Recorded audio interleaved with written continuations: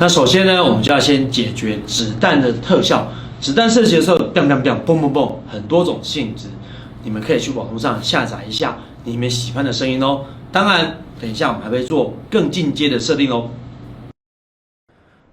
各位同学，大家好。我们上礼拜呢已经做了这个怪兽会射击子弹了嘛？那我们这礼拜要做一些特殊的，就是我们可不可以呢发射子弹的时候有一些音效，就像我们现在这个样子。这时候我们就要做一件事情哦，就是有关于多媒体音效里面的设定哦，我们把它整合进来。那这个怎么做呢？其实非常的简单哦。不过你首先要先准备，就是哪里有枪击的声音哈。那实际上我们在 First Personal 里面呢，已经有 Audio 里面已经有一个子弹射击的声音了，就是这一个。所以你只要去这个 First Personal 里面呢，把 Audio 里面这个呢汇入拷贝过来就可以咯。那怎么样让子弹发出声音呢？就是我们在射击的时候呢，其实要做一个动作你们回到我们的 First Personal VP， 我们选到我们的玩家。那我们的玩家呢，外观是长这个样子。那在我们的图形里面呢，我们去找到我们当初发射子弹的这个行为。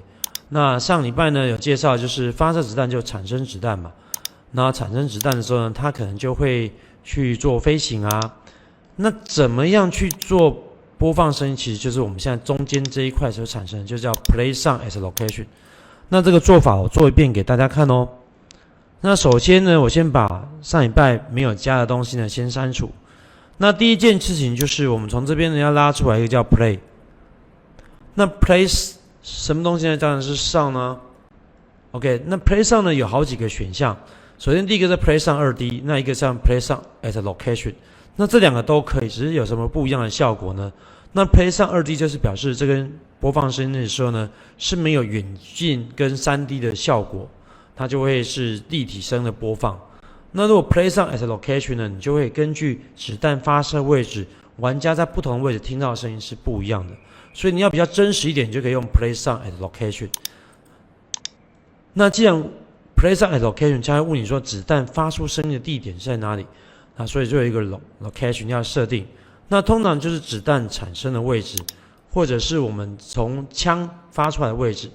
那我们当初有设定过枪口的位置是在这个球上面，所以我们就可以从这个球上面呢拉出 get word location， 然后呢我们再把这个 location 的位置呢拉给这个 location， 所以呢声音就可以在子弹出发口这边发射出来。所以如果你人比较接近声音的子弹发射口，你就会听到声音比较大声；那如果远，你就会听到比较小声。这个就是 Play Sound as Location 的一个特殊的效果。那我们再把这个子呢拉回来到子弹产生这个 spawn。那接下来就比较重要，是这个声音到底我们要播放什么声音啊？要往下拉。那其实我们刚刚就用到的是 First Personal， 所以你打 First F-I-R-S-T， 你就会发现有一个 First Personal Template 的 Weapon Fire 的声音，这样就完成了一个子弹声音的设定哦。那我们按 Compiler， 我们就给它试看看。手慢执行，我们来执行看看。这时候我发射子弹就会有音效咯，而且呢，这个会随着我的距离现在听到没有什么改变，是因为我一直离这个枪口很近，所以声音是一样的。